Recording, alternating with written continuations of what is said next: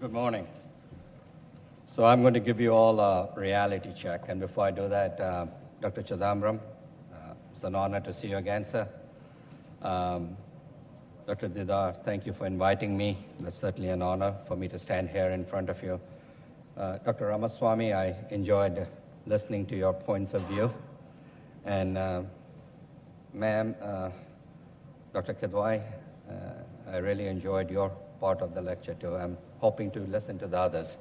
So in my opinion, what is it that R&D means? Well, R&D means something different to all of us, but it's a statement I love to use. Is something that was enunciated over 500 years back, and that is, there's nothing more difficult to take in hand, more perilous to conduct, or more uncertain in its success than to take the lead in the introduction of a new order of things. That's what R&D is. It's something new. It's something that's going to change our lives. For the reformer, that's people like myself, the scientists, and many of them are here, we have enemies. We have enemies because the present order doesn't want to be changed because they profit from it.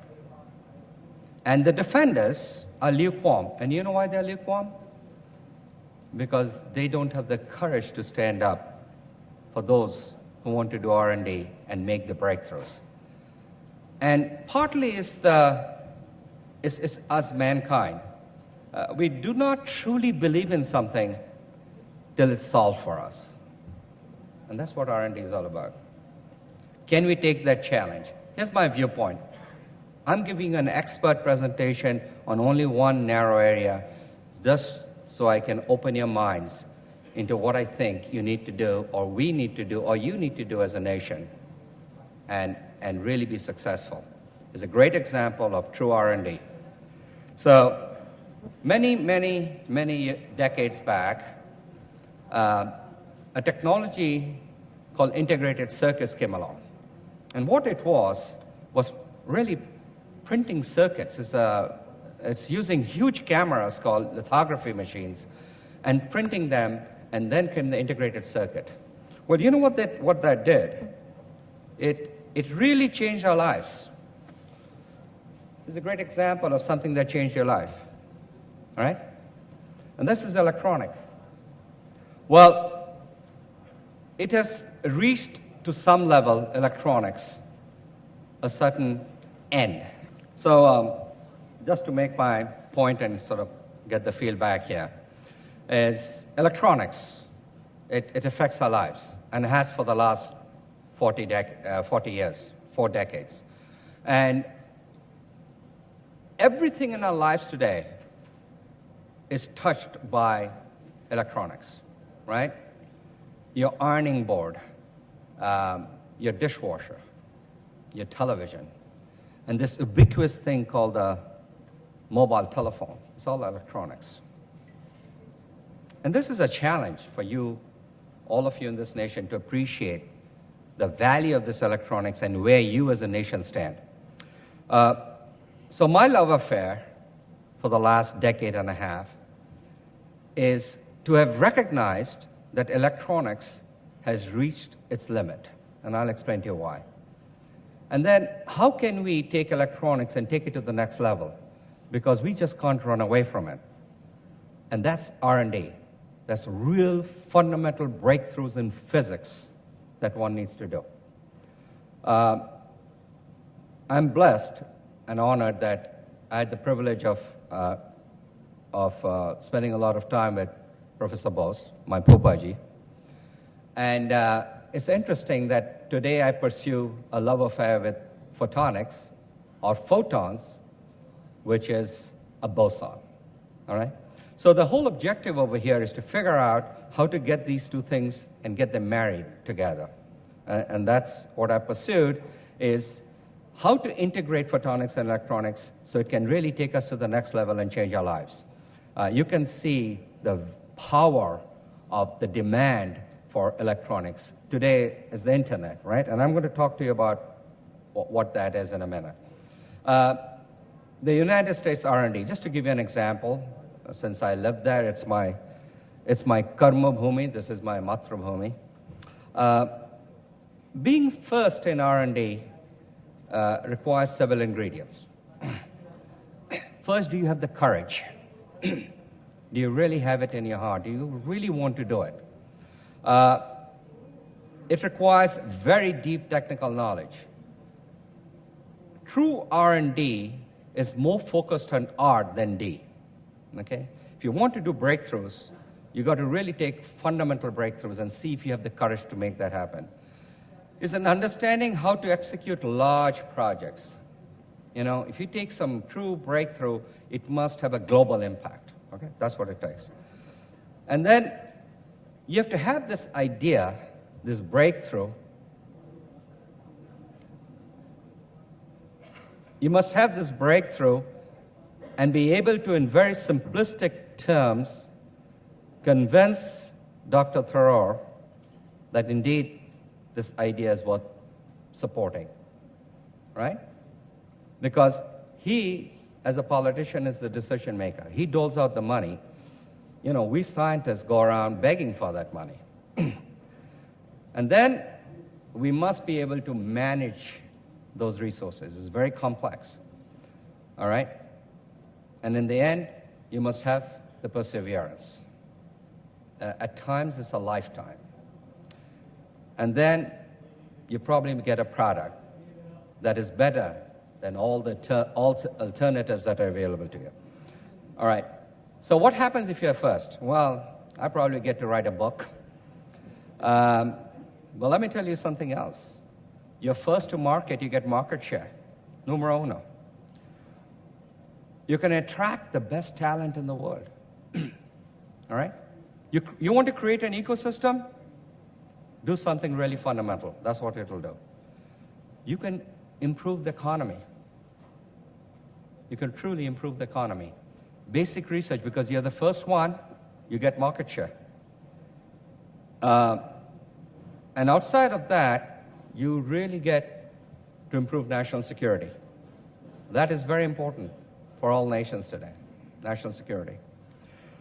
And in my life, I get to meet a lot of interesting people. So the U.S. research model is in the United States. We have the Department of Defense, we have the National Science Foundation, National Institute of Health, corporations, the universities, brilliant graduate students and professors. Interesting, a lot of the graduate students come from this country. And then corporate research, which actually is declining. And then you have to take that research and you have to cross the valley of death. The valley of death is how to take research and make it into a product. Very difficult. Very few make that leap. So, and that's a challenge, and unless you do that basic research, you do not know how to take that big step on how to jump that valley of death. Well, here is a great example of a small area in this world called Silicon Valley, using silicon. And it's a network. It's created an ecosystem. Venture capitalists, a brilliant university called Stanford. We are very blessed. We have offices in there. We have a whole number of professors and graduate students that we fund there. And, you know, look through this list, and a close-up look will tell you just about every one of them touches your life. Apple, Google, Facebook, I think it's changed your lives, hasn't it? And most importantly, what has changed your life is probably the internet. That's what made these things and enabled them. A Silicon Valley model is a high density of startup people, which means they have the guts to do something. And it's created an ecosystem. It creates, it has provided engineers of great value. They are highly intellectual. They have ownership. They are stakeholders in their companies. So that if they put in the hard work, there's a return of investment. It creates a culture of risk-taking, which the only way you're going to get R&D to become successful is to create an ecosystem where people are willing to take a risk versus being a part of a service industry. I'm going to have a job, I'm going to work for someone and write software code. That's not going to work. And you got to figure out a way to raise money, venture capitalists, who understand and who can create something by giving you the resources that you need to get through R&D. The Stanford University model, which is what has made Silicon Valley, is a professor, he gets a grant, he then creates an entity, and it suddenly becomes Silicon Graphics.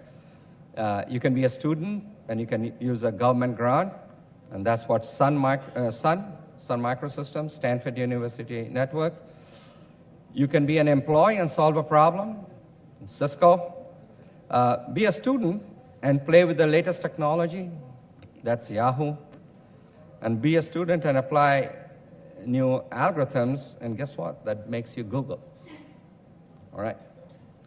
So I want to leave you with a thought on what it is going to take for India as a nation to have real leadership in R&D.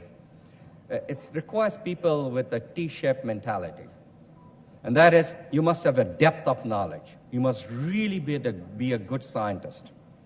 And then on top of that, you must have the strength to be an entrepreneur. You have to have the guts to take the risk, and creative and innovative. And then through the School of Hard Knocks, without going to business school at Harvard, you learn management. That's what you learn, is how to survive. So I want to skip this slide because I think it tells the story very quickly. Stanford has produced over 1,000 companies. And the Stanford alumni today, on an annual basis, generate $3 trillion of revenue. So it's really R&D does pay off in big numbers. How does it work? You create research centers. And universities are very focused. They are highly inflexible. And what you do is, through these research centers, create interdisciplinary interaction. And you really need research centers. The government needs to create those research centers in collaboration with industry and universities. I think that's important. Then you need to do the DARPA model, which stands for Defense Advanced Research Project Agency. It used to be called ARPA. And just so you people know, ARPA is what invented the internet that has changed your life. It was to be called the ARPANET. There were 26 companies that started. I was one of them. We did not realize the value proposition of the internet. None of us made any money. And a lot of other people used that technology and made a lot of money. And the way it works is, no one is there permanently. They come in, they have an idea, they work for a few years, 4, 5, 6 years, they're gone. And then what they do is, with their ideas, is innovate by bringing in a lab, an industry, a university, and put them together. They do their thing, they get it launched, then they're gone. You have an organization in this nation called, similar title is called DRDO, Defense Research and Development Organization, right? So I'm giving you the DARPA model, and DRDO is like a DARPA. But its model is different, and its structure is different. But that aside, I would like to show you, how global R&D leadership is done. And I've really showed one example is the science of photonics.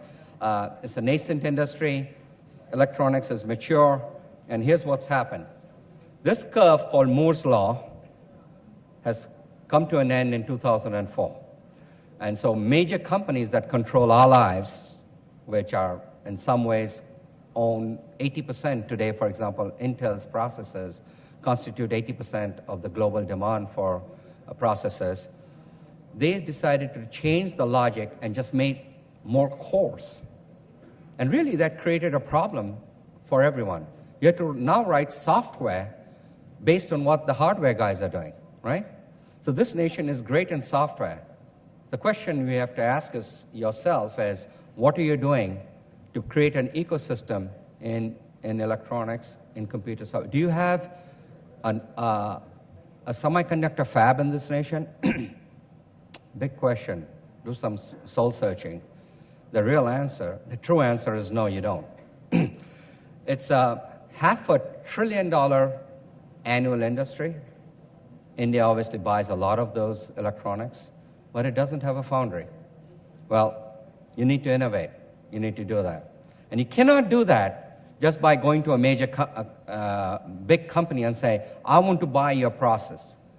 You cannot do that. That does not solve the problem because you have not, in effect, created an ecosystem. You got to do it on yourself. You got to do it right. And that's a separate discussion. I can spend a few hours discussing with you how it is done and how it is to be done right. One of the things that photonics has done is you can create connection between cores using photons, between chips using photons, between boards using photons. You create racks, and then out of that comes a data center or a supercomputer. The value of a photon propagating on silicon is photons don't generate heat. Isn't that interesting? Of course, they travel at the speed of light. And you really create, on that basis, I think all of us over here should have more trees in our names because we can save a tremendous amount of power by using this green technology called photonics. CMOS, complementary metal oxide, it sort of takes up too much power. It's electrons propagating on copper, generating a tremendous amount of heat. So we then say, well, okay, let's take this as a nation. And here's my challenge to you. I'd love to see the Indian flag on one of these top 10. You know, don't settle for number 9, number 8, number 4. Settle for only number 1. That's the way you're going to do R&D, true R&D. A breakthrough in physics that can be created into a business that changes your life. That's the only way you're going to do it. You cannot be followers. You got to be a leader. You cannot say, well, you know, 6 nations have a missile. I'm going to now make a missile. How about you saying, I did something and we were the first? That's your challenge. So here are the top 500. I think you should Google it and find out if there's an Indian map in the top 500. I only picked out of the top 10. And China just became number 1. How about that as a challenge? All right? So I took a data center, and I took the number 1 ranked computer, Sequoia, and then I took the China's number 1 computer, and I put down what silicon photonics can do.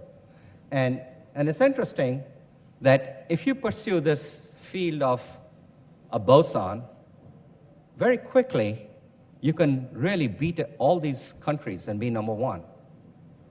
Do you have the guts to do it? That's the challenge. Do you have the R&D capability to do it? If you put your mind to it, I think so. So what is my recommendation as I come to the end of my talk? Is you need to cultivate researchers who have a T-shaped mentality. They love the depth of physics, but they have the guts to make something real out of it that changes your life.